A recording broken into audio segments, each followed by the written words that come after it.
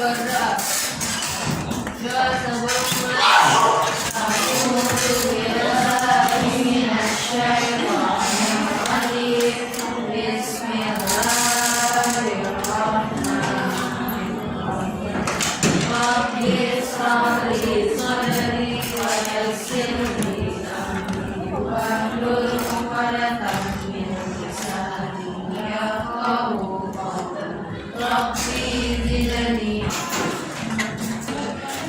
Oke, sekarang kita mau bahas tentang sistem ekspresi ya. Oke, perhatikan semuanya, suaranya. Oke, kita bahas tentang sistem ekspresi. Di rumahnya pernah nggak mungkin di sekitar rumahnya atau di rumahnya ada sampah yang menumpuk? Pernah melihat? Nah, kalau sampah menumpuk itu biasanya menimbulkan apa? Bau. Terus apa lagi selain bau? Lalat. Terus apa lagi akibatnya? Timbul penyakit. Sama kayak tubuh kita mengkonsumsi makanan. Terus ada juga sisa-sisa metabolisme. Sisa-sisa metabolisme itu diapain? Dibuang. Jadi ya harus dibuang atau dikeluarkan dari tubuh. Makanya kita akan bahas di sistem ekspresi. Sistem ekspresinya adalah proses mengeluarkan zat sisa atau metabolisme yang tidak disebabkan oleh tubuh. Kalau misalnya sisa metabolisme kita nggak kita keluarkan, misalnya kayak suka buang air besar, jadi gimana kita? Sakit nggak kita? Ya. Jadi penting nggak sistem ekspresi itu di tubuh kita? Penting. Jadi sistem ekspresi itu bisa apa? Mengeluarkan atau zat-zat yang tidak disebabkan oleh tubuh. Dan Anda perhatikan dulu ya. Ini diperhatikan dulu videonya. Sistem ekspresi.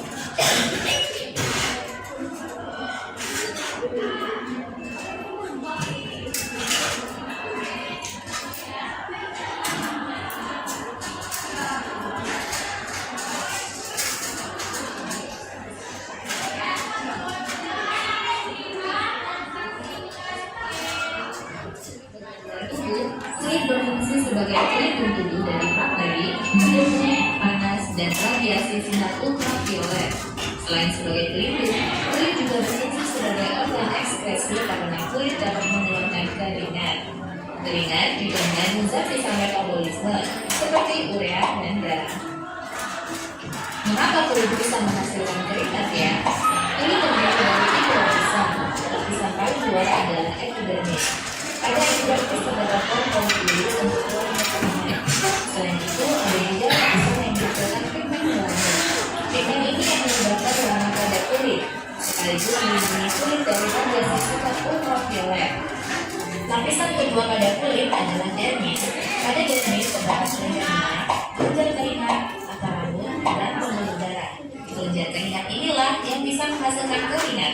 Lapisan paling bawah dari kulit adalah hipodermis yang banyak mengandung lemak. Lemak ini berfungsi untuk mempertahankan panas tubuh. Organ ekskresi yang ketiga adalah hati. Hati terletak di dalam rongga perut sebelah kanan. Salah satu organ yang ukurannya besar karena berat hati bisa mencapai 1,5 sampai 2 kg. Apa fungsi hati dalam sistem ekskresi ya? Hati dapat memecah senyawa racun yang dikeluarkan bersama tubuh. Selain itu, hati juga berfungsi dalam mengatur kadar gula darah, menghasilkan cairan alkali dan menyimpan lemak, zat besi, dan vitamin. Organ ekskresi yang terakhir adalah paru-paru, yang berfungsi sebagai organ pernapasan, tapi juga sebagai organ ekskresi. Paru-paru dapat mengeluarkan karbon dioksida, salah satu zat sisa metabolisme juga. Karbon dioksida yang dibawa oleh kapiler darah akan masuk ke dalam alveoli paru-paru. Dari paru-paru, karbon dioksida mengalir ke bronkus, trakea, sampai akhirnya dikeluarkan melalui hidung saat kita menghembuskan nafas. Wah, sekarang sudah makin paham ya, apa saja yang termasuk organ ekskresi. Kita jadi bersama.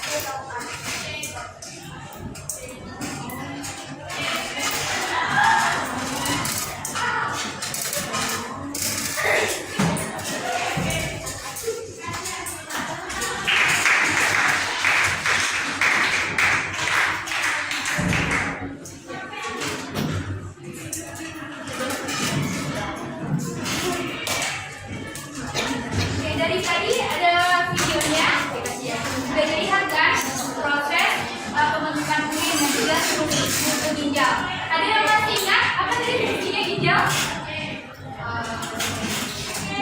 Pembentukan urin, terus apa lagi? Fungsinya ginjal. Apa? Siapa waktu mau jawab? Tidak. Dia menyaring darah dari sisa-sisa metabolisme. Nah, di sini kita bisa lihat nih, di sistem ekskresi ada beberapa organ yang berperan. Siapa yang bisa nyebutkan apa aja organ yang berperan yang pertama? Terus yang kedua? Kulit. Apa? Kulit. Terus yang ketiga? Paru-paru. Ya. Terus yang keempat? Hati. Nah, keempat organ ini berfungsi dalam sistem ekskresi. Apa fungsinya? Itu sebagai proses pengeluaran zat sisa metabolisme yang tidak dibutuhkan oleh tubuh. Terus apa lagi? Menetralkan toksik atau racun. Kemudian sebagai mekanisme tubuh untuk mempertahankan keseimbangan antara kondisi luar tubuh agar tubuh berfungsi normal. Oke, ini bagian-bagiannya ya. Ada lihat tadi bagian ginjal. Ginjal ini dari apa? Pak, jadi itu yang ketiga. Sama apa tadi? Korteks. Terus apa lagi? Ya, medula. Terus apa? Pelvis. Ada ingat dalam video tadi yang nefron itu terdapat di mana? Di korteks dan medula. Jadi nefronnya apa? Nefron itu adalah unit struktural dan fungsional terkecil dari ginjal. Nih, nefronnya di sini. Ada nampak yang ini, korteks ini di sini ya. Ada gambarnya kan dekat korteks sama medula itu nefron. Yang mana ada? Yang ini. Ada yang kuning, merah kuning nih, yang mengkuning nefronnya. Ini struktural terkecilnya dari ginjal. Ini yang pojok, nampak? Ini aja namanya. Yang ini gambarnya. Semuanya ya, nefron. Kan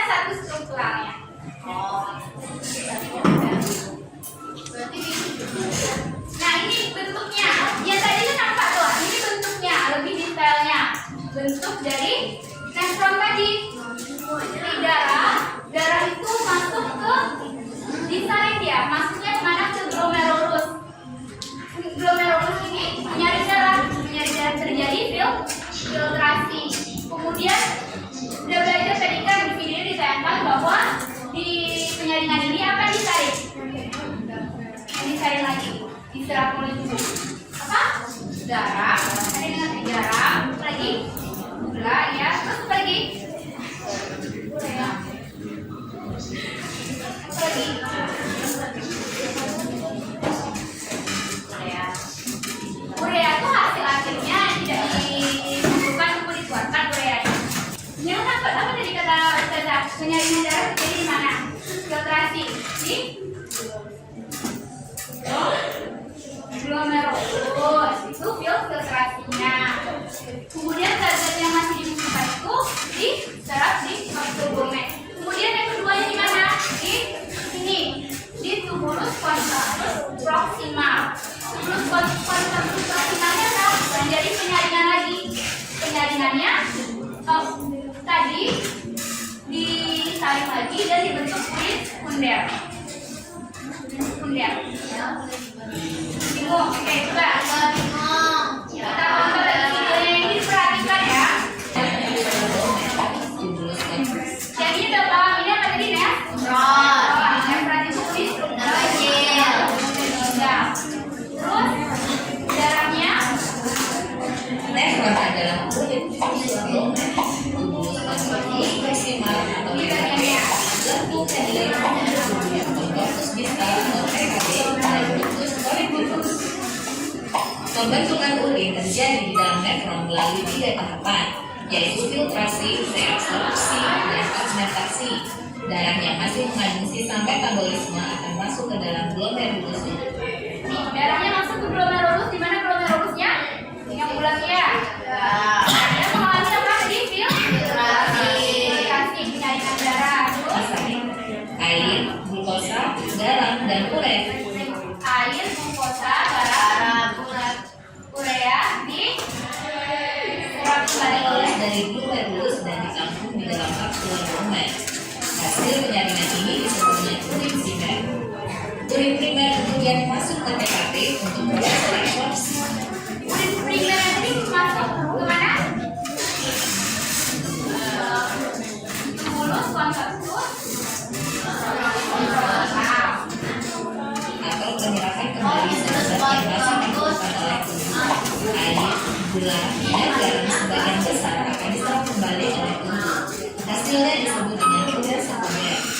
Urin sekunder kemudian masuk ke TKD untuk proses fermentasi atau penambahan zat-zat lain yang akan ikut dikeluarkan bersama urin. Hasil fermentasi inilah urin yang sebenarnya. di mana tadi fermentasi tubulus contractus bisa. Nama di tubulus contractus kita itu kulit sebenarnya dia udah disaring. Jadi yang keluar itu apa? Zat yang tidak dibutuhkan oleh tubuh. Sampai sini paham bentukan urin? Yang pertama tadi di mana di? Glomerulus. Terus dia kemana? Ya, jadi tubulus contractus proximal tadi apa? Yang terbentuk urin? Ya, benar. Terus dia disaring lagi. Jadi kemana dia habis itu? Di tubulus contractus distal ini apa yang jadi? Ya, urin sebenarnya. Urin akan berkumpul di pelapis ginjal. Urin kemudian mengalir melalui saluran ureter dan masuk ke kandung kemih untuk ditampung sementara. Jika kandung kemih hampir penuh, maka akan timbul rasa ingin buang air kecil. Urin kemudian mengalir melalui ureter dan keluar dari bilik. Urin berwarna kuning pucat, berbau khas, dan mengandung zat-zat sisa metabolisme. Urin yang normal tidak mengandung gula atau protein. Jadi tadi kalau misalnya udah jadi urin sekundernya ditampung di mana? Kalau kandung kemihnya udah penuh, terus apa? Ya, atau buang air kecil. Sampai sini paham kan? Gimana pembentukan urin? Organ ekspresif. Yang kedua ada kulit.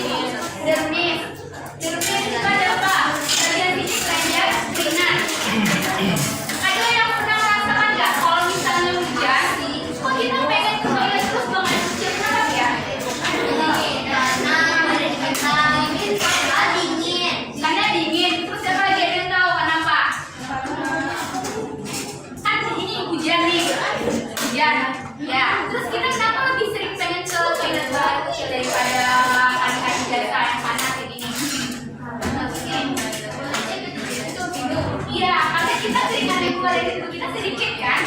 Jadi kita mengeluarkan lewat apa? Dari urin kan? Tapi kalau hari panas keluar kan keringat kita? Iya. Jadi sedikit lah yang kita keluarkan urinnya karena udah banyak dikeluarkan melalui keringat. Terus ada apa lagi di sini? Ada apa rambut, pembuluh darah, enggak, kan kita mengkonsumsi air. Air itu dikeluarkan dalam bentuk urin sama keringat. Ya. Paham? Terus ada lagi hipodерmis. Hipodерmis itu bagian tempat menimbulnya lemak. Jadi lemak itu fungsinya ada yang sudah tahu belum? Apa fungsi lemak? Ya. Kalau misalnya orang yang punya banyak lemaknya kalau cuaca dingin gimana ya? Maksudnya tidak kedinginan seperti kita. Misalnya kita berlebihan dinginnya mungkin ya terjaga panas. Ya, nggak terlalu kedinginan kayak kita ya. Tapi kalau ya, Stranger keringatnya dikeluarkan oleh apa itu pori-pori ya. Kita ada yang warna biru, nampak yang warna biru? Oh, nampak. Ya, nanti stranger keringatnya dikeluarkan melalui pori-pori itu. Ada yang begini kita nampak. Oke. Ini hati. Oke, ada yang udah tahu belum apa fungsi hati? Menetralkan racun. Ya. Terus apa lagi hati juga fungsi untuk mengatur kadar gula darah. Terus menghasilkan cairan tubuh, menyimpan lemak dan zat besi. Terus ada bagian hati ya, ada hati, ada kandungan besi, ada saluran.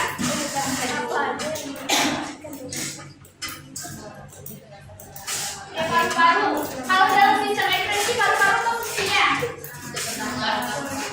Yang mengeluarkan karbon dioksida. Apa yang dikeluarkan supaya karbon dioksida bisa bernafas? Kalau bernafas juga bernafas. Kalau bisa gerak supaya nafas. Jadi apa yang keluar? Air dan karbon dioksida. Jadi kandungannya apa? H2O dan CO2. Ini ya, kalau proses pertukaran oksigen dan karbon dioksidanya berlangsung di alveolus. Ya, nanti kalau udah terjadi proses pertukaran dikeluarkan karbon dioksidanya ke luar dari tubuh kita. Oke, ada pertanyaan dari penjelasan ini?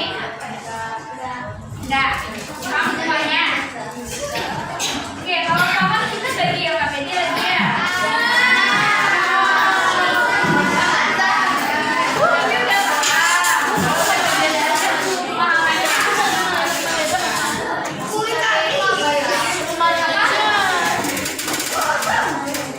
Ada yang mau tanyakan?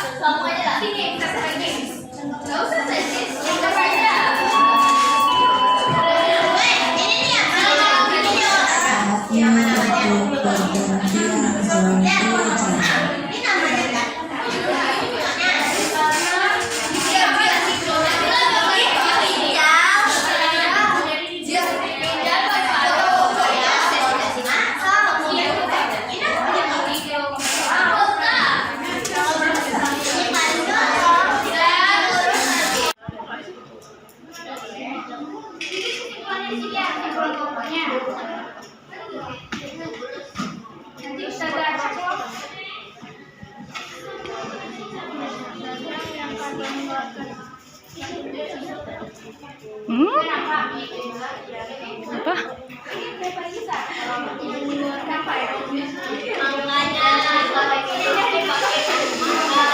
Assalamualaikum warahmatullahi wabarakatuh.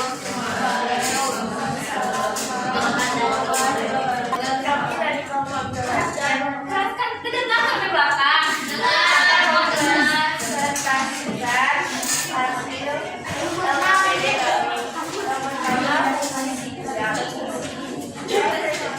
Menghasilkan zat metabolisme berupa uret. Lalu ada fungsi hati, yaitu organ ekspresi yang membuat menetralisir racun yang menghasilkan zat. Terus ada fungsi paru-paru sebagai mengeluarkan karbon dioksida atau CO2 dan uap air O2. Terus ada fungsi dan kulit, yaitu organ ekspresi yang mengeluarkan hasil metabolisme berupa urea dalam bentuk ringan. 3. Lengkapilah mekanisme pembentukan kulit pada tahap jenis ini dengan beberapa coba yang paling depan. Tahap pembentukan kulit, filtrasi bahannya sel darah, tempatnya glomerulus halus, hasilnya kuning ringan. Lalu tahap pembentukan kulit, reaksi, bahannya kuning ringan, tempatnya tubulus proximal. Lalu hasilnya kulit sekunder.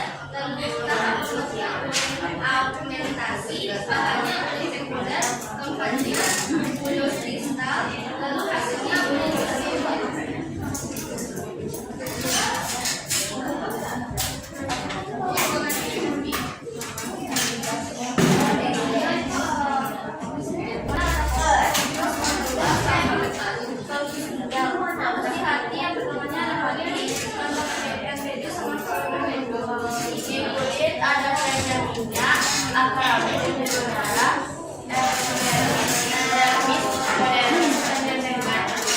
Manfaatnya kita dapat mengetahui sistem ekspresi beserta organnya.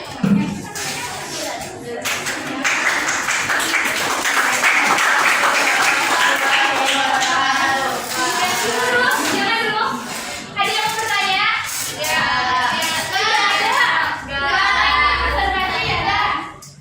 Yang bertanya dapat nilai plus.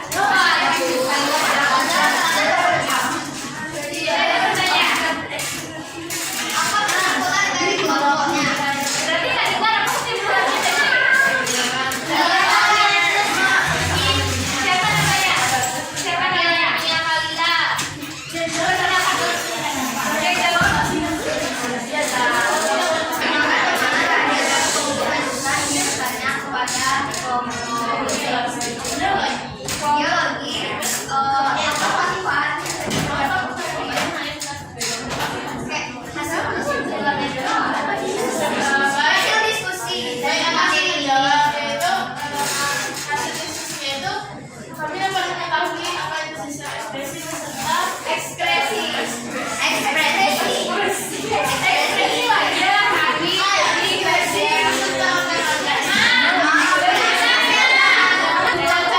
siapa yang menambahi nama? Nama siapa?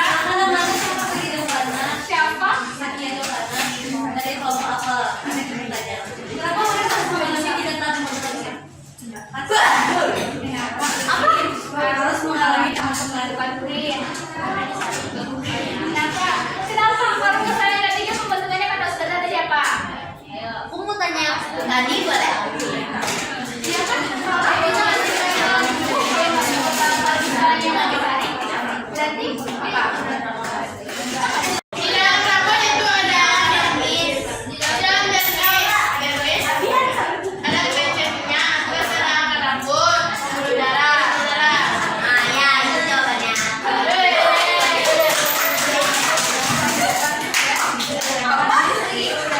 Stadium.